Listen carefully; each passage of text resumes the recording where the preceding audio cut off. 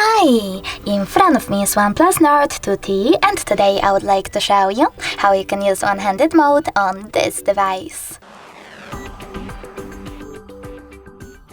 You need to begin by opening Settings and scrolling all the way down.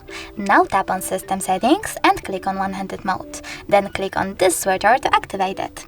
If you have Tricky's navigation, you need to choose Settings in this pop-up and set up gestures.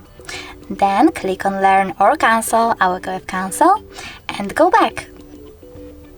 Over here, you need to click on this switcher next to One-Handed Mode, and as you can see now, it's on. If you wish to use it, follow all of those instructions. Swipe down from the bottom of the screen. When I do that, as you can see, One-Handed Mode is now on. If you wish to go back into the standard size screen, click on this blurry area over here. If you wish to go back into your navigation, just tap on Buttons.